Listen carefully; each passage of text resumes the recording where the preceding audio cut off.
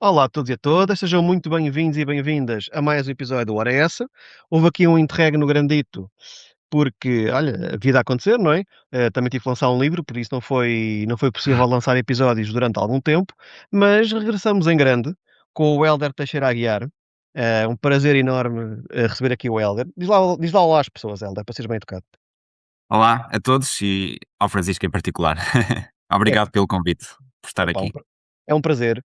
O Hélder, para quem ainda não o conhece, e vai ficar a conhecer em breve, de certeza, é um médico de família que vai agora estrear-se neste mundo encantado de literatura, com um livro chamado Na Tua Mão, que vai ser lançado pela Gradiva no dia 19 de maio, certo, Hélder?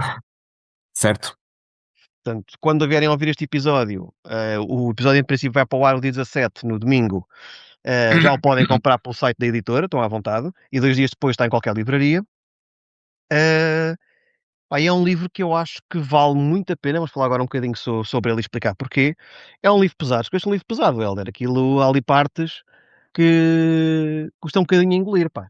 Ah, Eh, Infelizmente, o livro envereda, não é, por este tema migratório e inclui uma das rotas migratórias mais perigosas do planeta, era até recentemente Darien, e foi difícil não conter realmente todo o drama e todo o sofrimento que aquelas pessoas viviam lá, eh, tentando não ser gráfico, não é?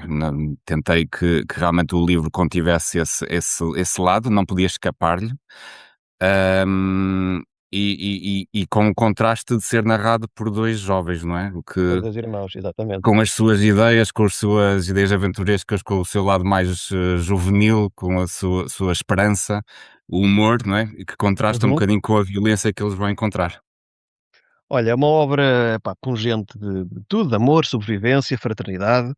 Venceu o prémio literário de revelação Agostina Bessa Luís de 2025, ia dizer 2005, credo, de 2025, Certo. e com toda a justiça. Antes de começarmos a falar um bocadinho do livro, só para, pá, espero que me perdoes esta comparação. Eu acho que quem leu Os Meus Bastardos de Hitler vai gostar muito Aham, deste teu Na Mão. São livros diferentes e com estilos diferentes, mas são 2 livros que têm parecenças no sentido em que retratam realidades no teu caso que existem, no meu que já existiram, aham. contam a narrativa através dos olhos mais ingénuos, mais puros, mais bonitos, se quiseres, de quem é mais novo.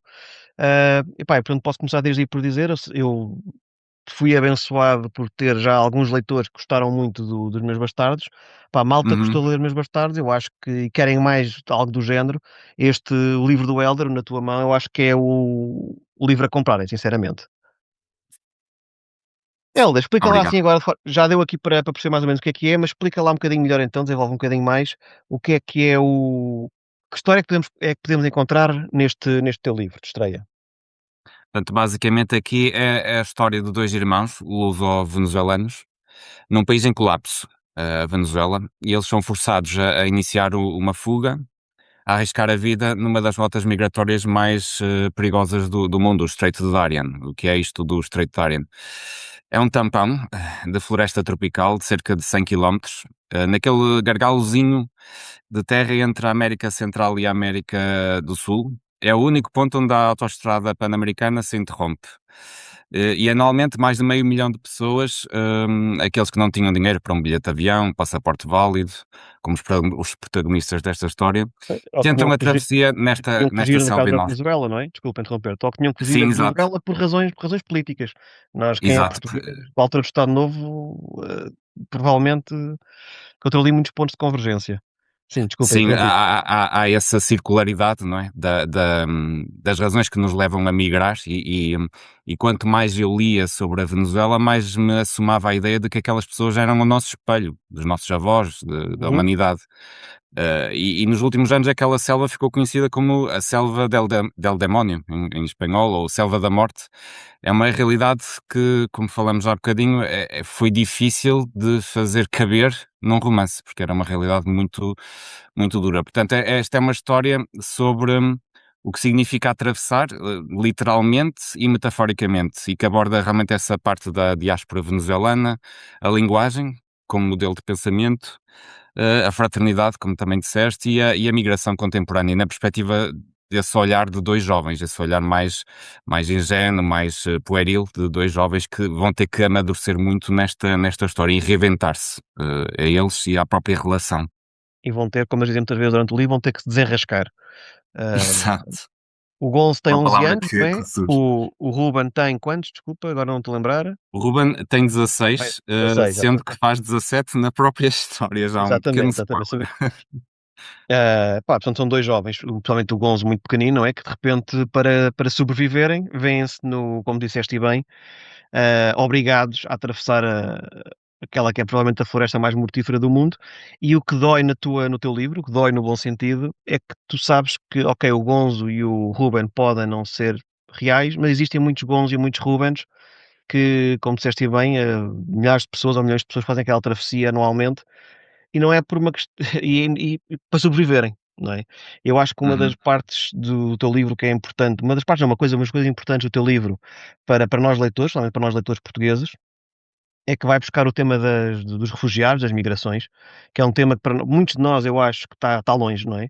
Eu até acho que há atualmente na sociedade uma franja que trata uhum, os refugiados com desdém e com desrespeito. Eu não consigo imaginar o que é que uma coisa é tu saís do teu país porque queres, apetece que vais trabalhar para outro sítio, é um desejo que tens. Outra coisa é seres obrigado para sobreviver. Portanto, eu uhum, acho que a questão dos refugiados é uma questão muito delicada e que merecia de muita gente mais sensibilidade, mais empatia. Eu acho que o teu livro é aqui um retrato importante também para percebermos, o que vai na cabeça destas pessoas, o que é que elas têm que passar para algo tão simples como sobreviver. Ninguém perguntou ao Gonzo ou ao Ruben se queriam ir para sair da casa deles, do sítio deles, queriam largar os amigos uhum, de um segundo para o outro, foi o que aconteceu, não é? uhum, Ficaram, não sei, pá, isto é um spoiler pequenino, não é? No fundo ficaram sem a mãe, porque a mãe teve a suprema lata de escrever algo uhum, que o supremo líder da Venezuela, não apreciou. Portanto, basta isto. Tal como uhum. acontecia em Sim, Portugal na época do Estado Novo, na Venezuela até há bem pouco tempo também bastava isto. sim, retrata um bocadinho a situação política ou social e económica da Venezuela, em que a perseguição a jornalistas era uma realidade. Portanto, jornalistas, portanto, a maioria dos jornais foram encerrados, portanto, e a comunicação social vigente era toda subserviente ao regime. Portanto, e os poucos jornalistas que tentavam ainda escrever sobre a verdade, ou faziam na penumbra em jornais que são partilhados por WhatsApp ou de outras formas mais negras, né, na penumbra. E portanto a mãe destes protagonistas acaba por ser uma dessas últimas resistentes. Portanto, eles já tinham até programado a saída da Venezuela, mas entretanto aconteceu, portanto, isto é um pequeno spoiler, porque é logo no início da história, Logo no início, aconteceu. sim. O que acontece muitas vezes, eles retiraram os passaportes, não é, destas pessoas, e estas pessoas ficam, no fundo, sem chão, ficam sem possibilidade de conseguir sequer pensar em sair do país, não é? Ficam, e portanto, o que resta muitas vezes a estas pessoas é a rota migratória ilegal. E estes dois jovens que pertenciam à classe média da Venezuela acabam por ser arredados para esta avalanche migratória, não é? Das classes mais desfavorecidas, Hum, dos que não tinham nada, e eles acabam por ter que aprender, não é, sobre isso e vêem-se no meio dessa enxurrada toda. E isso também acaba por ser um choque para eles que até eram quase favorecidos, né, ali na Venezuela, porque viviam num bairro bom, etc., acabam por ter que misturar, não é? E encontrar em primeira mão todo este drama, não é? Das pessoas que têm que migrar de forma. São forçadas a migrar por razões políticas, por razões económicas, pela fome. E acaba por ser um drama para eles, ainda para mais sendo duas crianças, não é? Um hum. jovem e uma criança que ainda tem um problema da minoridade, que lhes acaba por também causar muitas barreiras. Mas eu quis também capturar isso, porque esta história no fundo veio ter comigo. Foi um dia ao computador eu deparei-me com esta reportagem da Nadia Drost, que até ganhou o prémio Pulitzer com esta reportagem sobre a travessia de Darien, e eu vi muitas imagens de crianças ao colo de mulheres, de mães, não é? Com aquele olhar feroz, e vi muitas crianças e jovens com este olhar adulto, o que me perturbou. Havia imensas, uma delas até inspirou a capa deste romance.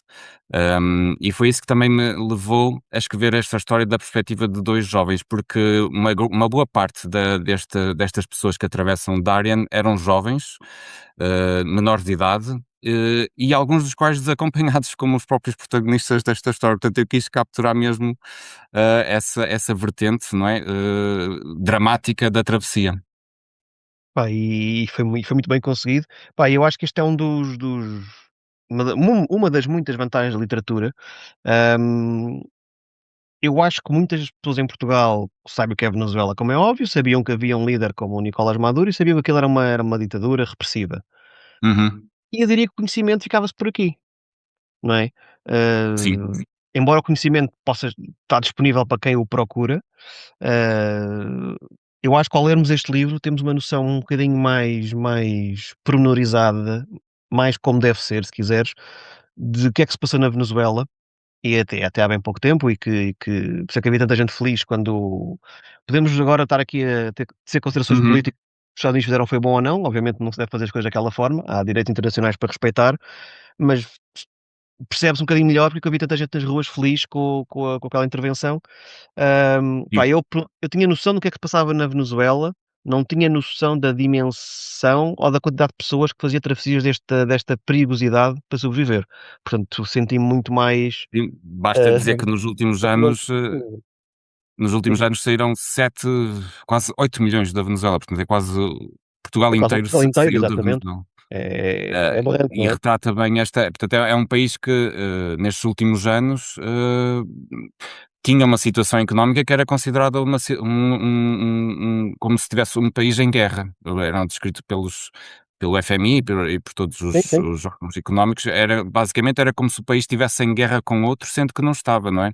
Portanto, isto é para ter ideia do colapso económico, portanto, tinha uma inflação de 1 milhão por cento, e portanto, imaginem isto, e 80% da população vivia em pobreza extrema, severa, e mesmo a passar fome, né? Muitas pessoas comiam só uma vez por dia, portanto a maioria das pessoas estava magra, como o Neymar Lander, não é? O rapaz de Uhum. 17 anos, que é um símbolo também deste romance, e foi um dos que caíram.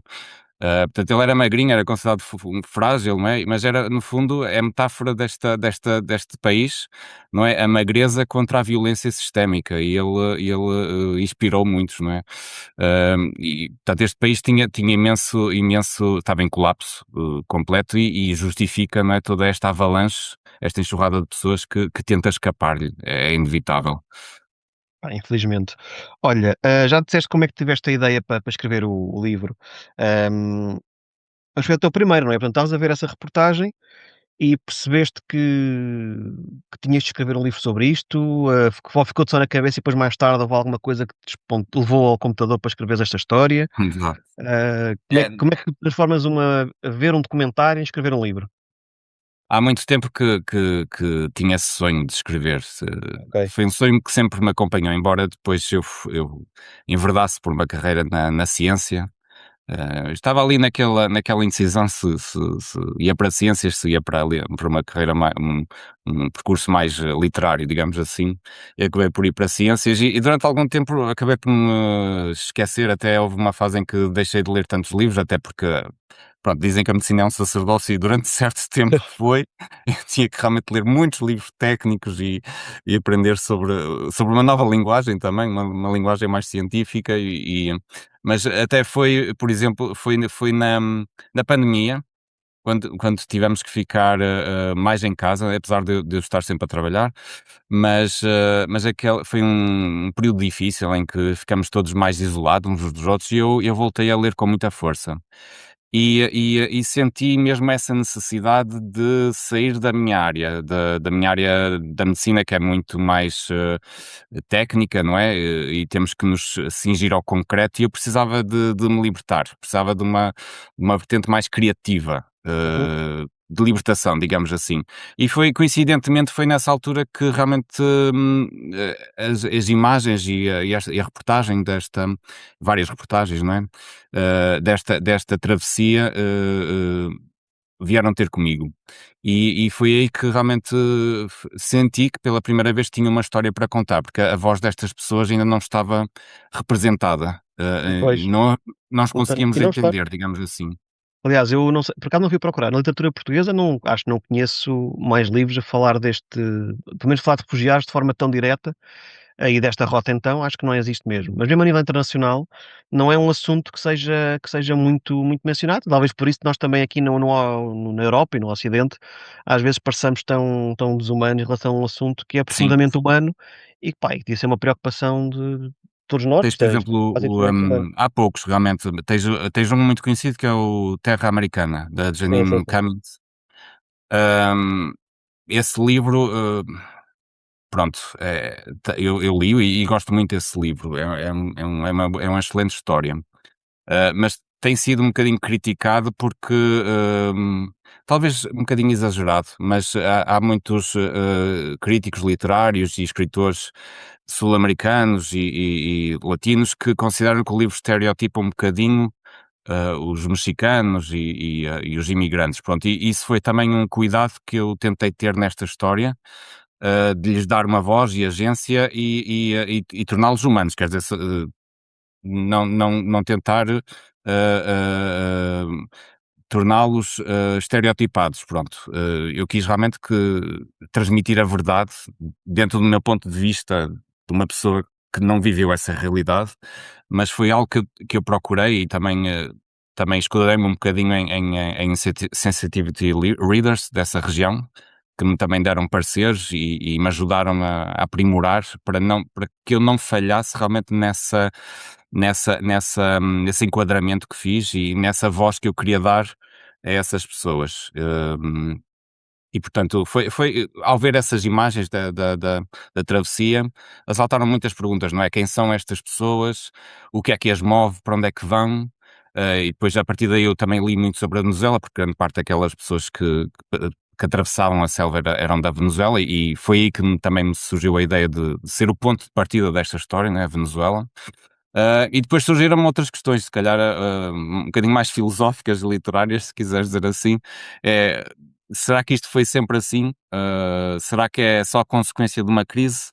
Ou isto de migrar faz parte de quem somos, da nossa identidade enquanto espécie, ou até mais do que isso? Pronto, também assaltou esta pergunta um bocadinho mais filosófica e também o romance também tenta, enverdar um bocadinho por aí, porque os personagens ao longo da travessia, não é, também vão refletir um bocadinho, para além Pois, de tudo aquilo que viveram e vão também refletir um bocadinho sobre isto. não, tens aqui uma componente filosófica, isto não afasta os leitores, filosófica no sentido de haver questões, não é? Questionar o que é que eu estou a fazer aqui, o que é que se passa, quem nós somos, porque é que isto acontece. Não se preocupe que não são capítulos inteiros de filosofia, Exato, não. portanto não é nada sobre isso, Está mas integrado na ação e nas consequências, e é e na é dinâmica e é de ações reflexão consequências. exatamente, é uma reflexão que eu acho que é muito importante. Olha, uma pergunta que eu acho que já sei parcialmente a resposta, porque tu escreves no livro. Aliás, já eu sei que eu como autor de romances históricos, já me disseram vários leitores uma coisa que eles gostam muito, é haver no final uma nota de autor onde se explica onde é que se foi buscar a Aham. informação, e o teu livro tem isso. Mas para quem está a ouvir e ainda não pegou no livro, e já agora já deste algumas destas respostas, onde é que tu foste buscar informação sobre a floresta, as plantas, os cogumelos, como tu dizes, como é que aquilo funcionava, tipos Uhum. de atrocidades que podem lá acontecer, no fundo, os cartéis, portanto é uma narrativa muito rica, ah, que eu acho que enriquece ainda mais por nós não podemos dizer: "Ah, o Helder inventou isto", ou acha que isto é assim. Não, o Helder foi procurar, não é, como é que as coisas funcionavam Certo. e tem ali não tendo feito a travessia, ainda bem que não fizeste, é bom sinal, não tendo feito a travessia, Eu como é que cheguei a pensar fazê-la, pelo menos mas não é parcialmente, mas não é turística, não mas é, portanto, sim, hum, exatamente. pá, onde é que como é que tu conseguiste então, recriar aqui esta floresta, esta travessia perigosa, da forma mais realista, mais verosímil possível?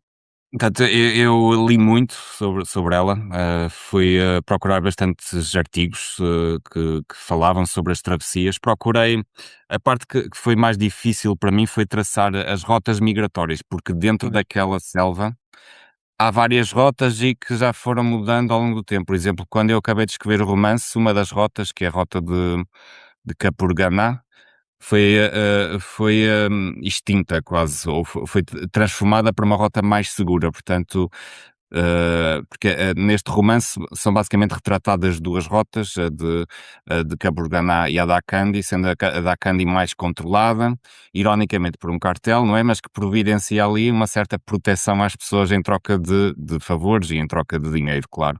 A outra era uma rota ainda mais, desfavorecida, porque praticamente não tinha ninguém que a controlasse, o que depois gerava, mais perigo. Portanto, houve esse trabalho de investigação que incluiu não só, ler bastantes artigos sobre este. Houve muitos jornalistas que até fizeram eles próprios parte de travessia para conseguirem narrar o que lá se passa de forma jornalística.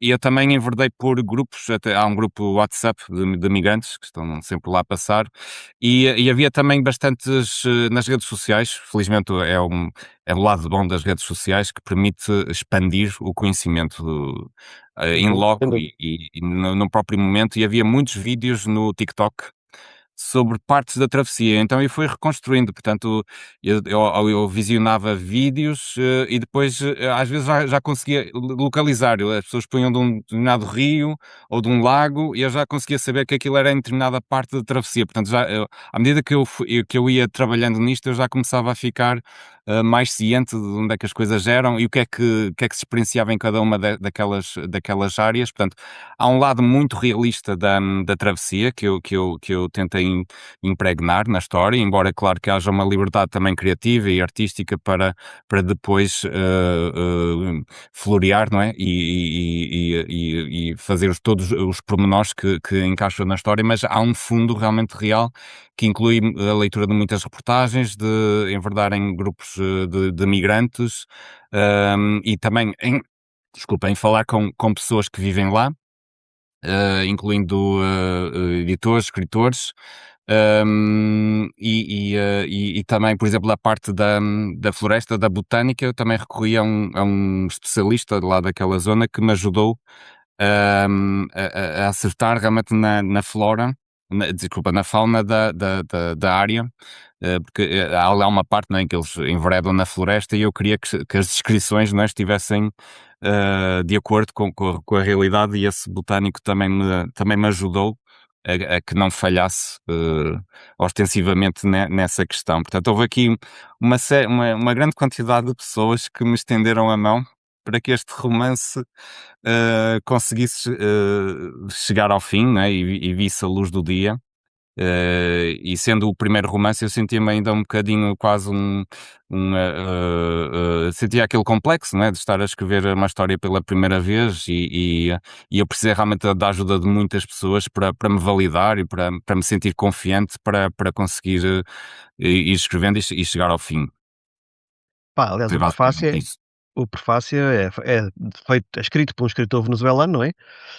Sim, Portanto, isto é tudo malta que não conhecias, que contactaste e que exato. estás a escrever um livro, hum, e que te ajudaram a trazer este realismo todo. Pelo menos eu a ler senti isso, senti que havia aqui muita investigação, e acho que isso, em tudo o que seja histórico, acho que isso é fundamental.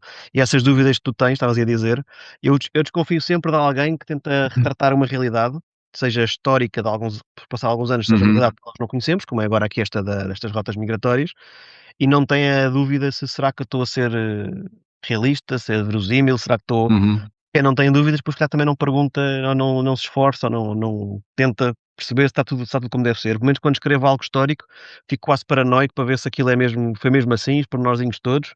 É muito absorvente, digamos assim, mas acho que o que é importante é chegarmos ao final e primeiro estamos satisfeitos com o que fizemos, não é, com o nosso trabalho, mas também aquilo que estavas a dizer, que é alguém que se calhar que conheça esta rota e tenha passado por ela, lê o teu livro e reconhece no livro, um espelho daquilo que é a realidade. Eu acho que isso é Sim, que eu é eu eu eu fundamental. gostava que isso acontecesse, um dos pilares que me motivavam era precisamente esse, era de não defraudar, quem lá passou. Ou seja, que a história não defraudasse realmente essas pessoas, tanto a nível de quem essas pessoas eram e do que queriam, do que as moviam e da própria realidade que lá encontravam, não é? Eu não queria defraudar essa realidade. Para mim foi muito importante não fugir isso e foi para isso que trabalhei. E pronto, e quando pedi ao Slavko Zupsik, o escritor venezuelano, eu até estava com certo receio, porque no fim disto tudo era a primeira vez que ia entregar, né, o trabalho a um escritor que é conceituado, já ganhou imensos prémios na museu, ele agora vive em Espanha. E pronto, é agora que, que isto vai a um escritor venezuelano que vive aquela realidade, não tanto de Darien, mas do contexto venezuelano e Contexto. Sim, sim. conhece Contexto pessoas político da Venezuela, claro. exato, conhece pessoas que atravessaram Darien, pronto, e é a primeira vez que vou submeter, e portanto isto vai ser quase uma sentença, e estava com certo receio, mas ele depois respondeu-me e disse que realmente eu tinha acertado em cheio e que era exatamente aquilo, até ficou surpreendido como é que eu consegui realmente traduzir no livro a realidade, foi algo que me emocionou, mas foi o que eu lhe disse, e como já te disse agora, também tive a ajuda, não é? Tive várias pessoas que me estenderam a mão, também procurei isso, mas várias pessoas estenderam-me a mão da América do Sul e que me ajudaram a realmente limar isto para que ficasse enquadrado dentro da realidade. Isto é um bocadinho, pronto, a literatura sempre foi um bocadinho isto de tentar nos pôr nos sapatos dos outros, não é? Por exemplo, Exatamente. o Gustave Flaubert, que escreveu a Madame Bovary, ele há uma certa altura que ele diz que naquela parte em que ele escreveu do lado daquela foi do envenenamento por arsénico, ele diz que nesse dia ele vomitou o jantar 2 vezes, porque estava a sentir mesmo o sabor do arsénico na boca. Portanto, ele chegou até a dizer a um amigo que a história estava a enlouquecê-lo, que ele estava a ser contaminado por ela e que os personagens estavam a habitar dentro dele, ou ele a habitar os personagens. Ele até disse: Madame Bovary, c'est moi. É uma frase que até ficou célebre. Portanto, a literatura é um bocadinho isto. E eu às vezes, já também há dias em que eu escrevia isto sobre a selva, e depois de andar na rua eu até estranhava estar a ver asfalto em vez de estar a ver uma selva à minha frente. Portanto, também senti um bocadinho isso com o Gustavo Flaubert, e se calhar tu também, também te sentes Sim, sim. Não, quando escreveste. a É. imersão no livro às vezes é grande, é verdade, e nunca me senti numa selva, mas já percebo perfeitamente o que estás a dizer. Aconteceu-me isso bastantes vezes quando estava a pesquisar sobre o Estado Novo, por exemplo, Aham. e depois ia visitar sítios como eu pesquisava como é que eles eram há uns anos e depois ia vê-los agora. Epá, e por exemplo, ir à prisão do Aljube, onde tiveram muitos presos políticos, parece couves as paredes, no fundo, aquilo É assustador, não é? É perturbador. Eu também fui a Peniche, uma dessas prisões, e há lá uma sala que eu tive que sair pouco depois, porque eu realmente tive essa sensação. pá, enfim. Gostamos de pensar que são realidades que já não voltam, mas às vezes não é, pode não ser bem assim. Há fantasmas que ficam. Uhum. Exatamente. Olha, tu para aí, já falando em fantasmas e realidades mais complicadas, o teu livro, sendo realista, tem obviamente partes que são difíceis de ler. Acredito que sejam e tu dizes isso depois na nota de autor, se não estou em erro, são baseados em as catástrofes, se quiseres, que acontecem durante a viagem. São Uhum. baseados em histórias reais, portanto, aconteceu aquilo a Uhum. pessoas, se calhar acontece todos os dias coisas parecidas ou até piores. Pá, lembras-te de algum relato real que tenhas lido, tenha-te tocado particularmente, tenha emocionado ou tenha deixado mais sem sono? Que tenhas lido muita coisa, Sim, e que não há ter sido fácil. Eu sei porque a pesquisa que eu fiz para os meus livros do Estado Novo ou para os meus Bastardos de Hitler, às vezes tirava-me o sono. sim. Ah, e tu nem sempre ao contrário que as pessoas possam pensar, nós não metemos às vezes nos livros a mais escandalosa para escandalizar, às vezes até metemos as mais softs, as não tão impressionáveis, mas lemos coisas que nos deixam assim um bocadinho, ah, Inquietos, sossegados. inquietos, exatamente. Boa palavra. É esta banalização do mal, não é? É E isso. não é? A pesquisa para ti custou E que é muito tempo. assustadora. E acho que a partir de determinado a certo ponto, não é, em que praticamos o mal torna-se a nossa realidade, e digamos que normaliza-se o mal, tal banalização, e é o que acontece naquela selva. Portanto, há lá cartéis e criminosos que se aproveitam daquelas pessoas que já são desgraçados, né? Que as pessoas que atravessam aquela selva partem para lá tendo consciência que aquilo é a selva da morte. E, portanto, sabem que não sairão daquela selva sem consequências. É, é, é subejamente conhecido. E ainda assim vão porque a enxurrada que os empurra é mais forte do que os perigos que sabem que vão enfrentar. E pronto, e há lá realmente uma rede, é quase uma economia que se aproveita dessa enxurrada de pessoas e há lá muitas histórias. O que me chocou, sobretudo, foi a violência sexual. Os relatórios dos Médicos Sem Fronteiras relatam um episódio de violência sexual a cada 3 horas, portanto, eram inúmeros, e a crianças a partir dos 11 anos, se não estou em erro, ou até menos. Portanto, é uma realidade que arrepia bastante, e eu não podia deixar que o romance escapasse deste medo, não é? Deste receio, sendo os protagonistas jovens e contactando com outros migrantes que são mulheres, que são também crianças, portanto, todos eles acabam por saber que isto acontece e é um tema que vai surgir na história. E foi algo que também me inquietou, como é que eu vou introduzir este tema sem ser gráfico e sem que o leitor sinta que eu estou aqui a fazer isto para chocar, porque é uma realidade que acontece, é ominiosa e eu não podia escapar-lhe, mas também não queria deixar que o livro deixasse de ser o que era, não é? Portanto, houve várias histórias que me chocaram a nível dessa violência sexual e também da própria banalização da morte. Portanto, a morte acontecia com bastante frequência no âmbito dessa violência contra os migrantes e chocou-me, uma morte que me chocou foi de uma pessoa que era muito querida pelos seus colegas e que morreu por uma maçã. Basicamente foi pelo preço de uma maçã, que no fundo é uma estratégia que eles usam para se meterem com os imigrantes, tentar vender-lhes algo que depois gera uma discussão e que acaba por alavancar e gerar violência e nesse caso culminou com a morte de alguém, não é? Pronto, essa história acaba por também estar presente no romance. Aliás, todas as histórias que o romance aborda na selva, portanto, os dois rapazes, o Ruben e o Gonzalo vão integrar-se num grupo de migrantes e tudo aquilo que eles vão enfrentar na selva, basicamente, praticamente tudo, surgiu de alguma história real que eu tinha lido. Eh, e por isso é que essa parte foi a que mais me custou escrever, porque tinha de honrar a experiência de quem lá passou, mas também não queria que fosse algo também gráfico ou chocante só pelo prazer de ser isso. Tinha que Sim, claro. ser verdadeiro e que significasse alguma coisa para quem lesse, não é?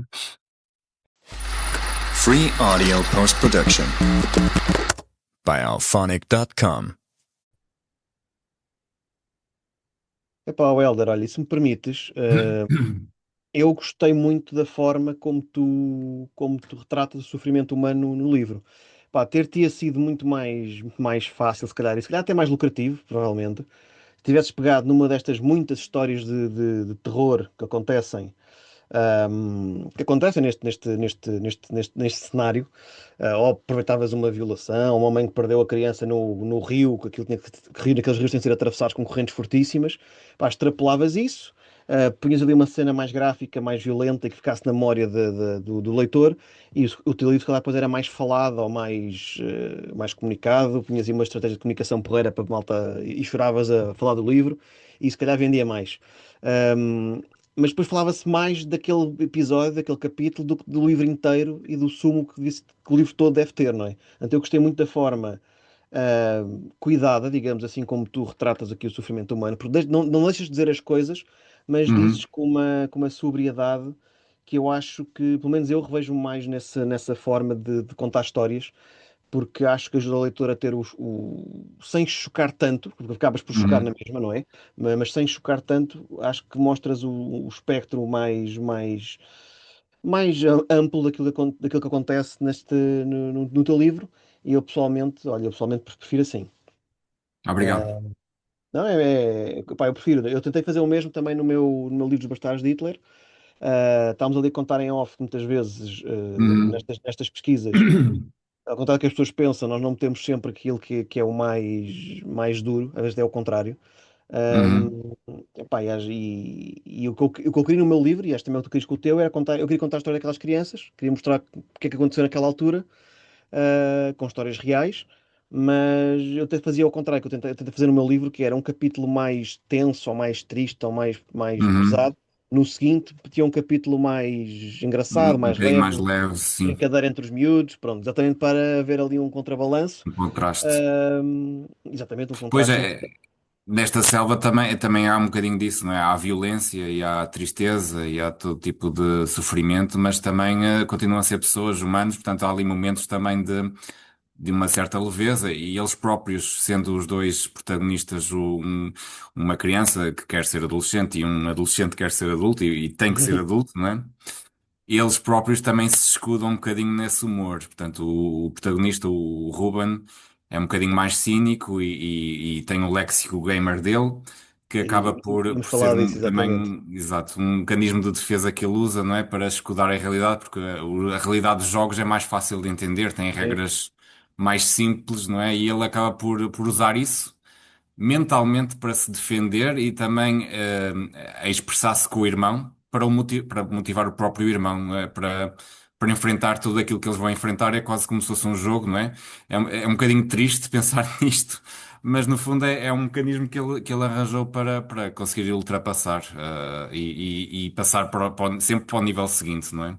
Olha, eu tinha aqui uma pergunta, falar um bocadinho sobre essa parte dos videojogos, sim, que eu Sim. achei muito interessante, mas antes disso, só para dizer aqui, ah, pá, que tal como nos meus bastardos, tens Uhum, quer um capítulo em que uma mãe perde um filho, mas também tipo, tens a parte de enternecer o leitor. O que eu gostei mais do livro, se calhar, mais do que conhecer uhum, a realidade, pá, é o espírito entre ajuda, solidariedade que os refugiados têm entre si. Refugiados de várias nações, aquilo parecia uhum, uma espécie de Nações Unidas, mas em bom. Epá, a verdade é que se o mundo, se as pessoas se dessem como aquela malta que está ali naqueles caminhos, se acabam por ter ligações para a vida, não é? E é interessante ver depois também alguns reencontros por telefone que há mais tarde para eles saírem da flor da selva. Pá, achei isso tudo muito, muito bonito e muito realista também. Portanto, não tens só a vertente do sofrimento, tens muita vertente também humana, a vertente do vamos entreajudar, vamos sair daqui todos, vamos dar as mãos, temos aqui um grito de guerra todos juntos. Ah, e é por isso que depois uhum. agora não vou dizer porque não era mesmo spoiler, algumas situações que acontecem no livro depois doem mais, exatamente porque nós sentimos que quase que fazemos parte daquele grupo, estamos ali com aquelas pessoas. Sim, Ahm, à volta da e fogueira, não é? exatamente. Não, pá, e essa eu acho que é importante porque também faz parte, não é? No mundo não há só luz ou trevas, há tudo um Uhum, uhum. bocadinho. E a verdade é que no meio de todo o negrume, que é a obrigatoriedade de fazer esta travessia, pá, há ali coisas bonitas e coisas simpáticas que até nos fazem ter alguma esperança na condição humana, digamos assim. Pá, e como Exato. disseste bem, eu gostei muito da relação entre os dois irmãos. Sendo eles miúdos do século XXI, têm uma linguagem própria e vão buscar muito aos videojogos. Uhum, Pá, a mim fez-me lembrar aquilo que o mais velho, que o Ruben tenta fazer com o Gonzo, com o mais pequenito, uhum. com estas referências geeks a videojogos, até há animes, falas do One Piece, falas da Princesa Sim. Mononoke, se não estou em erro, que de coisas que eu conheço e gosto bastante também. Pá, a mim fez-me lembrar um filme que é dos meus preferidos de sempre, que é A Vida é Bela, que tu deves conhecer, Sim. o Roberto Benigni. É Pá, um, para é um quem filme não. É um poderoso, não é? Um filme, dos é um melhores filmes filmaço. de sempre. Porque é que eu me lembrei? Epá, porque quem não viu o filme, e aí recomendo vivamente, no filme, no fundo, passado na Segunda Guerra Mundial, não é? Há dois judeus uma família de judeus que é presa. A mãe é logo separada, porque ele era separado por géneros, a mãe é logo separada do pai e da criança. A criança era pequenita, deve ter, pá, sei lá, 4 5 anos, não sei. E o pai arranja uma forma de ela não perceber que estava num campo de concentração. Epá, diz que aquilo era um jogo. Aquilo é, Exato. mi- aquilo é mirabolante, porque no Exato. meio daquela tristeza toda, até o pai, agora spoiler gigante se calhar, já, o filme já é muito antigo, até o pai A quando maior vai parte das ser. pessoas já ouviram, pronto. Também acho que sim, mas até no final que o pai vai ser fuzilado, mesmo aí ele não desmonta que para o filho Não aquilo é um jogo. desmonta. Sim, aquele olhar e aquele sorriso que ele ofereceu. Exatamente, que acho que é o mais poderoso do filme, se calhar. Essa Sim. parte. Eu vi esse filme quando era miúdo, devia ter dado o Gonzo, mais ou menos, e aquilo bateu muito a forte. Eu gostei muito desta parte, que é o mais velho, que é entrenecedor, porque ele não é nenhum adulto, é um miúdo ainda. Uhum. Tenta levar aquela privação gigante para a linguagem que o irmão percebe, que o irmão está Uhum. confortável. Portanto, é como está a dizer, aquilo é um jogo. Portanto, vamos passar de nível, eu sou um NPC, temos agora um boss complicado. Pá, isso para quem não está, se calhar, dentro do domínio dos jogos, pode parecer um bocadinho estranho, mas eu acho que para estes miúdos, que são miúdos do século XXI, pá, acho que faz todo o sentido. E, e para além de haver referências aos jogos, também há referências a livros. Portanto, tu E- metes no fundo a mãe que era uma leitora e que mete os miúdos a ler com ela. Sim. Porquê é que quiseste trazer também o mundo dos livros aqui para esta dinâmica familiar? Sim, os livros, não é? Há uma linguagem aqui, quase um meta-literário no livro. Exato. A mãe realmente tinha um jogo com eles que se chama, pronto, Aventura Literária. Isto vem um bocadinho também da minha experiência pessoal. Eu não tinha, não era tão deliberadamente uma aventura literária, mas também a minha mãe, sobretudo a minha mãe, me deu a ler muitos livros, não é? E eu traduzi isso também um bocadinho para a história, a minha experiência pessoal de, pronto, todos os livros. Tem um bocadinho do autor e esta parte aqui tem um bocadinho, mas os livros que a mãe lhes deu para ler, no fundo foi uma transmissão de mãe para filho, uma transmissão muito maternal, para além de literária. Portanto, no fundo, ela estava a prepará-los para esta viagem. Portanto, é quase como se, no fundo, ela soubesse que isto poderia um dia acontecer. E todos os livros acabam por traduzir alguma mensagem acabam por trazer-lhes reflexões que os acabam por ajudar um bocadinho nesta viagem e nesta travessia que eles vão fazer e daí além, para os conseguir, no fundo, guiar para que eles consigam enfrentar, não é? E realmente há uma parte em que eles falam sobre isso e tiram ilações e acaba por ajudá-los, não só naquele momento em que eles falam sobre isso, mas também levá-los a pensarem um bocadinho também mais sobre isto e justifica também um bocadinho a linguagem um bocadinho mais elaborada que o irmão mais velho por vezes possa ter, não é? Que a mãe tinha uma linguagem um bocadinho mais literária, digamos assim. A linguagem dela também surge de vez em quando na história. E justifica um bocadinho essa oralidade que ele tem. Há sempre ali uma tensão, na história, não é? Entre uma linguagem mais coloquial e uma linguagem mais literária. E eu gostei muito dessa fricção também, de explorar, Pois, de explorar essa fricção. acho que ficou giro, ficou diferente. Aham. E achei piada à parte em que eles, quando falam dos livros, até o mais pequenito que já não gostava tanto desse momento que a mãe o obrigava a ler, mas é uma forma de eles recordarem a mãe, não é? E Sim. depois dizem que querem continuar a viagem literária da mãe, querem continuar a ler os livros que a mãe lia. Epá, eu achei isso, porque é para quem gosta de ler e que quer um dia, gostava um dia de poder ler com o meu filho, achei essa parte também bastante, pá, bastante interessante. Sim. E Helder, traduz também, eu próprio também tenho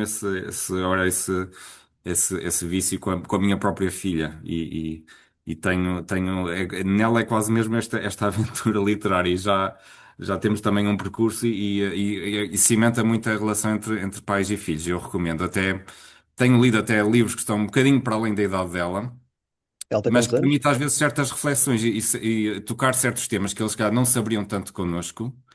Sim, Mas que acabam por facilitar. Eu na minha escola também experienciei isto e não sei o quê, e com a minha amiga não sei das quantas, pronto, e até temas até são um bocado difíceis e permite isso, porque através do personagem na história, por exemplo, as vantagens de ser invisível, que até sim, já foi grande livro. exatamente, já foi traduzido num filme, até, por exemplo, À Espera no Centeio, do Salinger, que também toca ali muitos temas da adolescência, portanto, são livros que ajudam, e acho que pode haver um rumo, não é? Uma trajetória, desde o Príncipezinho, por exemplo, a começar, ou algo assim do género, até ir complicando um bocadinho e melhorando a interação, digamos assim.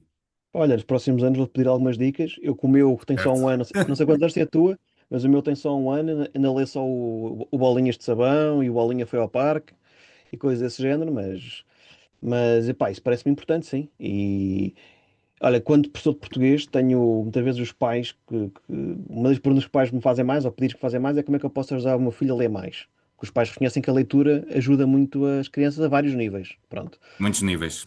E Uhum. eu digo sempre que eles são miúdos, o exemplo é sempre a melhor forma. Portanto, se você ler e ajudarem É, e ler com prazer, não é? E e falar há do livro estudos com que entusiasmo em provam casa, se isso. calhar ajuda Sim. muito. É como o telemóvel, não é? Quando estamos imenso tempo ao telemóvel, eles acabam por replicar esse comportamento. E na leituras, há estudos que mostram isso. Quanto mais os filhos nos virem a ler, mais provável é eles se interessarem Exatamente. por isso também e começarem a ler. E realmente ler tem imensas vantagens, não só a nível da concentração, da capacidade de conseguir estar atento, de se concentrar, o próprio vocabulário, a capacidade de perceber o outro, de dialogar, de ter argumentos e de empatizar, não é? De vestir, Essa última viver debaixo da pele do parte, outro. essa última parte é muito importante porque lá está, o Uhum. teu livro permite-nos conhecer uma realidade que eu acho que poucos portugueses conhecem com este pormenor. E, pá, e lá está, o ler é pôr-nos na pele do outro e é muito importante para desenvolver essa capacidade que é a empatia, que parece estar um bocadinho em via de extinção em alguns setores. Ah, epá, sim, se estás a dizer há bocado, é muito, acho que é fundamental. A malta que tem filhos, querem que os vossos miúdos leiam, leiam também, leiam com eles, porque isso é realmente Sim, é muito importante. Tenho, como professor, tenho alguns casos de miúdos que não gostavam nada de ler, mas depois com o pai ou com a mãe, lerem em conjunto, trocarem ideias, a coisa melhorou. sim. Portanto, e lá está, E eu não às ter vezes. medo de ler até coisas um bocadinho mais avançadas, porque ao ler em conjunto permite, porque conseguimos explicar, também não demasiado avançado, ao ponto de ser fastidioso Sim, ou claro, deles, pronto, mas e ajuda muito serem protagonistas jovens, pronto, com que eles se identifiquem. claro. E nem que seja um bocadinho mais avançada a idade deles, desde que permitam uma leitura em conjunto e compreender e falar sobre isso, é muito bom. Pronto. E eles sentem-se também capacitados e sentem que confiamos neles ao fazer isso com eles, não é? E Sim, aumenta sim. também a parceria. Pá, e vai deixar-se fazer memórias que eles vão ter um dia mais tarde, como tem aqui na história o Certo? Ruben e o Gonzo da mãe. Olha, Helder, para acabar, só que uma curiosidade minha. Epá, sobre os bastidores da escrita do livro, digamos assim. Certo? Houve algum personagem que tenha fugido da mão, ou seja, que tenha sido muito diferente no final, como era no início, tenha ficado bastante diferente? Houve alguma cena que te custou particularmente a escrever, ou que tenhas escrito e depois tenhas apagado porque não, ou achaste demasiado duro, ou achaste que não fazia sentido estar ali? Como é que foi este processo da escrita? Quanto tempo é que demorou também, já agora? Isto é ter sido Uhum. bastante pesquisa, demorado um bocadinho. O que é que tu nos podes contar a quem ler o livro, gostar e querer saber um bocadinho mais? Este livro demorou cerca de 3 anos a escrever e foi um processo um bocadinho caótico, de andar para a frente e para trás e de constante reescrita. E depois até li sobre o Hemingway que dizia que escrever é um constante ato de reescrever. Sem dúvida, E, pô. não é? Pronto, e eu escrevia este romance, pronto, chegava ao fim e depois começava a ler outra vez e sentia-me quase envergonhado porque, opá, como é que eu escrevi isto? Como é que eu pus isto assim? E mudei constantemente. Portanto, este romance foi quase como pintar uma parede, em que temos que dar várias de mãos, não é? Para a parede ficar bem pintada, digamos assim. E este romance, o processo de escrita dele foi um bocadinho esse, até porque eu no início navegava muito na inexperiência, na própria arte de contar histórias, que era muito inexperiente. E, portanto, e fui modificando bastante a narrativa, sobretudo o ritmo e a própria estrutura da história foi modificada. A primeira versão da história estava completamente diferente, até eu dei a ler, pronto, e essa pessoa que me ajudou até bastante numa fase inicial, que foi a Kate Hogan, ela disse: Heller, tu construíste aqui o modelo psicológico dos teus personagens, agora tens que transformar isto numa história. E realmente ela fez-me Exato. ver que eu, no fundo, estava era a traduzir o pensamento deles, mas ainda não tinha uma verdadeira história. A partir daí foi um processo contínuo. Ahm, Em relação à dificuldade a escrever certas cenas, pronto, é como falamos, as que me foram mais difíceis de escrever foram as cenas realmente na selva. Porque vinha com aquela bagagem de histórias reais muito difíceis de ler e que me afetaram. porque é a tal banalização do mal que tinha de estar um bocadinho presente nesta história, mas que ao escrever eu estava a viver. Portanto, o Ruben e o Gonzalo viveram muito em mim. E eu considero-os quase pessoas reais, porque eu fiquei muito afeiçoado a eles. E houve noites até que acordei com a voz do Gonzalo a dizer-me: escreve aquilo outra vez, não foi assim que se passou, tens que reescrever. Então eu levantava-me da cama e ia reescrever uma determinada cena ou ia acrescentar algo que ele me tinha dito. Portanto, sobretudo o Gonzalo viveu muito em mim. E no fim foi quase como um luto despedir-me deles, portanto, naquele ponto final em que, depois de reler a história várias vezes, e na última vez que eu li, senti que realmente era aquilo, que tinha chegado ao fim, e foi quase emocionei-me porque era a última vez que ia escrever, com a voz dele, e que senti quase esse luto da despedida. Uh, Portanto, o final da história, se calhar foi o que eu reescrevi mais vezes, e tive mais dificuldade. Final final ou o epílogo depois? O epílogo passa uns anos depois e é muito interessante. Exato. Estás a falar do final, é mesmo esse epílogo? Também, mas foi o próprio final da história. Eu até metade da história, até perto do fim, eu não sabia ainda como é que haveria de acabá-la, digamos assim. Ok. Nesta história eu tinha uma certa ideia, mas como concretizá-la ainda não sabia bem como. E depois pronto, foi realmente também uma noite em que acordei e soube o que ia fazer. Porque houve várias versões prévias e o próprio destino dos irmãos também acaba por ter mudado também nesse intuito. Portanto, houve um final inicial desta história que era diferente em relação ao destino dos dois irmãos, mas acabou por ser este e eu estou muito contente com ele. Acho que faz justiça, não é? À história deles e à motivação que eles tinham no início e acaba por unir um bocadinho, não só os personagens, as suas ambições, o seu carácter e também os temas e os símbolos que o romance contém. Pá, vale o que vale. Eu pessoalmente gostei bastante do final. Não vou tecer grandes comentários por uma questão de Uhum. spoilerística da coisa, não é? É difícil estar a. Depois em Sim. off podemos falar, mas pá, acho que é um final eh, bom no sentido em que resolves as pontas, não é? Mas também não é aquele final cor-de-rosa que é tudo perfeito, tudo maravilhoso, ficámos todos felizes e contentes. Porque não, sendo uma história real, não é? Uhum. Era difícil que fosse o final cor-de-rosa, que muitos leitores gostam Não muito. poderia ser, não é? É. Era difícil, Não há exatamente. finais cor-de-rosa nesta floresta. Pois, Eu senti exatamente. isso de todas as histórias gás que eu li e de todas as reportagens. Pronto, ninguém sai daquela floresta sem um impacto qualquer. É E, impossível. e eu Quer queria dizer, que esta história realmente traduzisse isso, como dizes. e acho que conseguiste bem. E olha, Helder, para acabar, planos para o futuro. Agora vais lançar o livro no dia 19, pronto. Certo. E tens alguma coisa pensada? Já começaste a escrever outro? Isto agora é filho único ou tens vontade de continuares por aqui, digamos aqui, digamos assim? Pronto, eu ganhei-lhe o gosto, realmente. Agora vem toda esta fase de lançar o livro e tudo o que aí advém. Torço muito para que esta história chegue a muitas mãos, para que o Ruben e o Gonzalo consigam ser ouvidos, né? E que a voz destas pessoas que atravessaram esta floresta consiga chegar a muitas pessoas. Portanto, torço por isso, mais por esse intuito.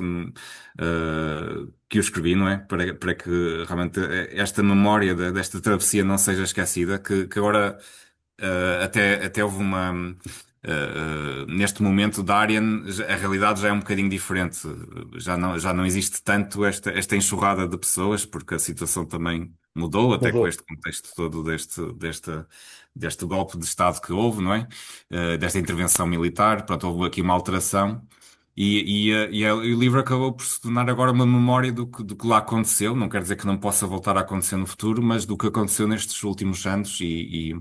E para mim era um prazer que chegasse a muitas pessoas esta verdade. Sobre o futuro, sim, desejo continuar a escrever. Na verdade, tenho uma segunda história que já está bastante avançada e que também me está a dar um gozo a escrever. e que pronto, também espero que um dia veja a luz do dia e pelo menos duas histórias Mais acho duas, que vou excelente. conseguir fazer. Vamos ver se me surgem outras, mas pelo menos estou contente de me ter vindo uma segunda história que me está a dar um gozo a escrever e acho que também as pessoas vão gostar de a ler. E não querendo ser cusco ou saber demais, não há de ser outra vez sobre esta rota migratória, mas é um livro do mesmo género, já mesmo género no sentido de livro humano, livro histórico, ou vais experimentar uma coisa diferente? Ahm, não será assim muito diferente deste, no sentido em que eu sinto-me confortável em escrever na primeira pessoa. Uhum. Pronto, eu sinto que sou um escritor de primeira pessoa. E dá-me um gozo especial escrever com protagonistas jovens. Portanto, o segundo livro continuará nessa Essa saga, onda. Ok. nessa onda. Pronto, embora seja o contexto seja completamente diferente deste. Ok, pronto. Aí já sabemos o suficiente, acho que está bom. Ahm, Pessoal, olha, primeiro de tudo, obrigado ao Helder por ter estado aqui, ter estado aqui comigo e convosco. Espero sinceramente que vos tenha aguçado o apetite para este Na Tua Mão, livro que sai dia 19. Ahm, eu acho que é daquelas leituras que enriquecem e valem mesmo a pena. Portanto, espero que depois de ouvirem tenham ficado com vontade, vão pesquisar, vão ao site da editora, vão à página do Instagram do Helder, porque acho mesmo que é daqueles livros que quem gosta de livros que. Eu acho que há dois tipos de livros, já disse isto aqui algumas vezes. É os livros que tu. Pronto, há os gostas e os que não gostas, não é? Mas entre os que tu gostas, há aqueles que tu gostaste, mas passado pouco tempo já te esqueceste um bocadinho, já passou. E há aqueles livros que podes ler uma vez na tua vida, mas passado 30 anos não te lembras do que é que aconteceu. Pronto, eu acho que este teu livro, este teu na tua mão, vai acabar por ficar nesta categoria. Eu duvido que me vá esquecer do. Eu posso daqui a 30 anos já me lembrar de quase nada do livro, mas vou lembrar dos sentimentos que ele me trouxe quando estava a ler. E acho que esses são os livros que ficam por ficar mais na nossa memória e espero sinceramente que os leitores lhe deem uma oportunidade. Às vezes, os autores novatos que lançam o seu primeiro livro, que obviamente não são conhecidos e não têm ainda outros livros para servir de ponto de comparação, e é preciso dar uma oportunidade. E eu espero que os leitores e as leitoras deem uma oportunidade ao teu, porque é uma história que vale mesmo a pena ser conhecida. Helder, olha, obrigadão por ter estado aqui. Obrigado, eu, Uh, Francisco. Espero Gostei muito da que. entrevista e de Pronto, falar contigo. eu Foi já uma faço conversa entrevista, muito, espetáculo. muito interessante e divertida e com muito valor. Opa, espero que sim. Incrível. Obrigado. E olha, pessoal, obrigado por ouvirem. Helder, despete lá das pessoas, por seres um senhor simpático. Obrigado a todos por nos terem ouvido e pronto, e espero ver-vos por aí e a minha história que agora será publicada em breve, pronto, agora será vossa e serão vocês a tirar as ilações e as interpretações que bem entenderem e pronto, vemo-nos por aí. Vais à Feira do Livro, Helder, de Lisboa?